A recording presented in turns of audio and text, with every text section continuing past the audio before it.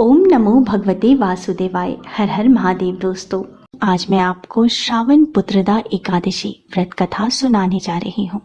श्रावण पुत्रदा एकादशी का व्रत श्रावण माह की शुक्ल पक्ष की एकादशी तिथि को किया जाता है और इस वर्ष अर्थात 2022 में पुत्रदा एकादशी का व्रत किया जाएगा 8 अगस्त सोमवार के दिन। वहीं एकादशी तिथि का प्रारंभ होगा 7 अगस्त को रात के 11:50 पर और एकादशी तिथि का समापन होगा 8 अगस्त को रात के 9 बजे। और दोस्तों, पुत्रदा एकादशी व्रत का पारण किया जाएगा 9 अगस्त को और पारण का शुभ मुहूर्त है सुबह के 5:47 से सुबह के 8:27 तक। वहीं दोस्तों, एकादशी वाले दिन अर्थात 8 अगस्त को सूर्योदय का समय है सुबह के 5:46 पर और सूर्यास्त का समय है शाम 7:07 पर। और इस दिन राहु काल होगा सुबह के 7:26 से सुबह के 9:26 तक। तो राहु काल में जब तब पूजा पाठ एवं शुभ कार्यों को निषिद्ध बताया गया है। और ऐसी मान्यता है कि श्रावण पुत्रदा एकादशी व्रत करने से व्रती को वाजपेयी यज्ञ के बराबर पुण्य फल की प्राप्ति होती है। जिन लोगों की संतान नहीं है उनके लिए यह व्रत बहुत ही शुभ एवं फलदायी बताई गई है। यह व्रत करने से संतान के सारे कष्ट दूर होते हैं और संतान दीर्घायु होती है। जो लोग पूरी श्रद्धा के साथ श्रावण पुत्रदा एकादशी का व्रत करते हैं, इस व्रत के महात्म्य और कथा का पठन या श्रवण करते हैं, उन्हें कई गायों के दान के बराबर पुण्य फल की प्राप्ति होती है एवं उनके समस्त पाप नष्ट होते हैं। तो श्रावण पुत्रदा एकादशी कथा सुनने से पहले भगवान विष्णु का नाम ले, हाथ जोड़ के उन्हें नमन करें। ओम नमो भगवते वासुदेवाय मंत्र का जप करते हुए पूरी श्रद्धा भक्ति भावना से कथा का श्रवण करें। ओम नमो भगवते वासुदेवाय। एकादशी के महात्म्य का आनंद लेते हुए धनुर्धर अर्जुन ने कहा, हे प्रभु, ये कल्याणकारी और महापुण्यदायी कथाएं सुनकर मेरे आनंद की सीमा नहीं है और मेरी जिज्ञासा बढ़ती ही जा रही है। हे कमल नयन, अब आप मुझे श्रावण माह के शुक्ल पक्ष की एकादशी की कथा सुनाने की कृपा करें। इस एकादशी का क्या नाम है तथा इस व्रत का क्या विधान है, इसमें किस देवता का पूजन किया जाता है और इस व्रत करने से किस फल की प्राप्ति होती है। श्री कृष्ण ने कहा, हे धनुर्धर, श्रावण माह के शुक्ल पक्ष की एकादशी की कथा के श्रवण मात्र से ही अनंत यज्ञ का फल प्राप्त होता है। हे पार्थ, द्वापर युग के प्रारंभ में ही महिष्मती नाम की एक नगरी थी। उस नगरी में महाजित नामक एक राजा राज्य करता था। वह पुत्रहीन था, इसलिए वह सदा दुखी रहता था। उसे वह राज्य सुख और वैभव सभी कुछ बड़ा ही कष्टदायक प्रतीत होता था, क्योंकि पुत्र के बिना मनुष्य को इहलोक और परलोक दोनों में ही सुख नहीं मिलता। राजा ने पुत्र प्राप्ति के बहुत उपाय किए, किंतु उसका हर उपाय निष्फल रहा। जैसे जैसे राजा महाजित वृद्धा अवस्था की ओर बढ़ता जा रहा था, वैसे वैसे उसकी चिंता भी बढ़ती जा रही थी।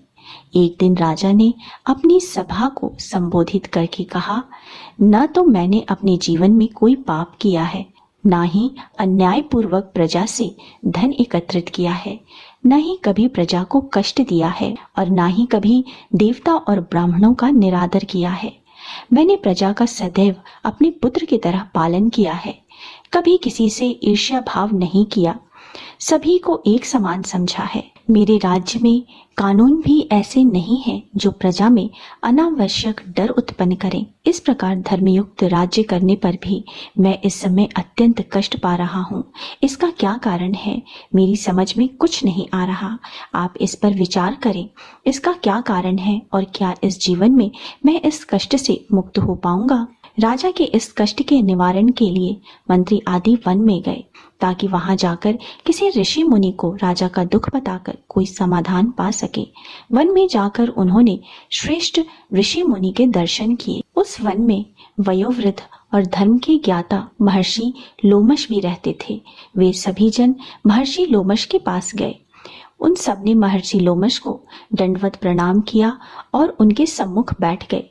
महर्षि के दर्शन से सभी को बड़ी प्रसन्नता हुई और सबने महर्षि लोमश से प्रार्थना की, हे देव, हमारे अहोभाग्य है कि हमें आपके दर्शन का सौभाग्य प्राप्त हुआ। मंत्री की बात सुनकर लोमश ऋषि ने कहा, हे मंत्रीवर, आप लोगों की विनम्रता और सद्व्यवहार से मैं अति प्रसन्न हूँ। आप मुझसे अपने आने का प्रयोजन कहें, मैं आपके कार्य को समर्थानुसार अवश्य ही करूँगा, क्योंकि हमारा शरीर ही परोपकार के लिए बना है। लोमश ऋषि के ऐसे मृदु वचन सुनकर मंत्री ने कहा, हे महर्षिवर, आप हमारी सभी बातों को जानने में ब्रह्मा से भी ज्यादा समर्थ हैं, अतः आप हमारे संदेह को दूर कीजिए। महिष्मती नामक नगरी में हमारे महाराज महाजित बड़े ही धर्मात्मा व प्रजावत्सल हैं। वह प्रजा का पुत्र की तरह धर्मानुसार पालन करते हैं, किंतु फिर भी वे पुत्रहीन हैं। हे महामुनि, इससे वह अत्यंत दुखी रहते हैं। हम लोग उनकी प्रजा हैं, हम भी उनके दुख से दुखी रहते हैं, क्योंकि प्रजा का यह कर्तव्य है कि राजा के सुख में सुख माने और दुख में दुख माने।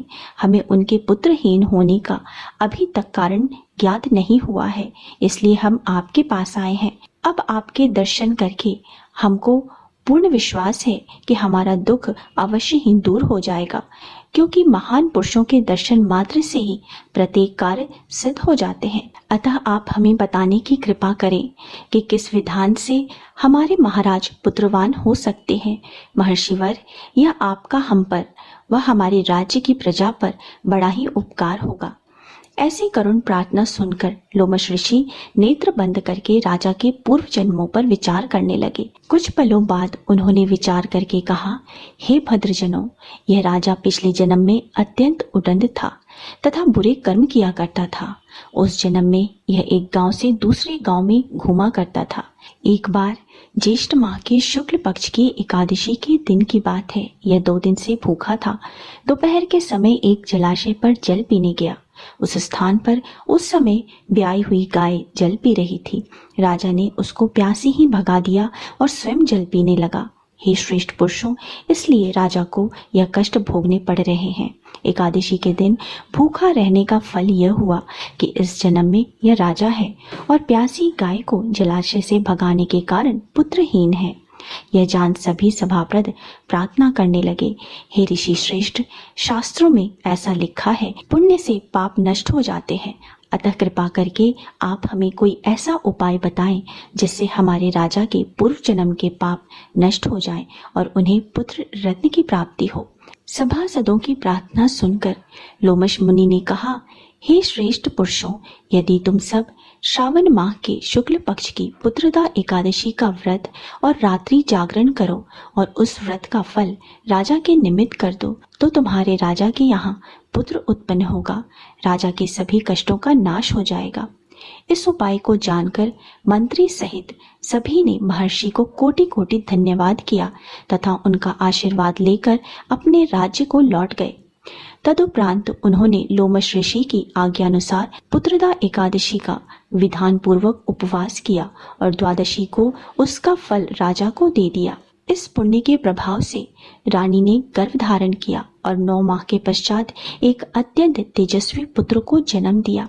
हे पांडव पुत्र, इसलिए इस एकादशी का नाम पुत्रदा पड़ा। पुत्र की इच्छा रखने वाले मनुष्य को विधान पूर्वक श्रावण माह के शुक्ल पक्ष की एकादशी का व्रत करना चाहिए। इस व्रत के प्रभाव से यह लोक में सुख और परलोक में स्वर्ग की प्राप्ति होती है। अर्थात कथा का सार यह है कि पाप कर्म करते हुए मनुष्य यह नहीं सोचता कि वह क्या कर रहा है, परंतु शास्त्रों के विदित होता है कि मनुष्य का छोटे से छोटा पाप भी उसे भयंकर दुख भोगने को विवश कर देता है। अतः मनुष्य को पाप कर्म करने से डरना चाहिए, क्योंकि पाप नामक यह दैत्य जन्म जन्मांतर तक उसका पीछा नहीं छोड़ता। प्राणी को चाहिए कि सत्य व्रत का पालन करते हुए भगवान के प्रति पूरी श्रद्धा व भक्ति रखे और यह बात सदैव याद रखे कि किसी के दिल को दुखाने से बड़ा पाप दुनिया में और कोई दूसरा नहीं है। ओम नमो भगवते वासुदेवाय। सभी जन मिलके बोलो लक्ष्मी नारायण की जय। दोस्तों, उम्मीद है आपको मेरा आज का वीडियो पसंद आया होगा। अगर वीडियो पसंद आया है तो वीडियो को लाइक कर दीजिए, परिवारजनों के साथ, दोस्तों के साथ शेयर कर दीजिए और मेरे चैनल को सब्सक्राइब करना मत भूलिए। मिलते हैं अगले वीडियो में। तब तक स्वस्थ रहिए, सुरक्षित रहिए और अपना बहुत बहुत ध्यान रखिए। जय माता दी।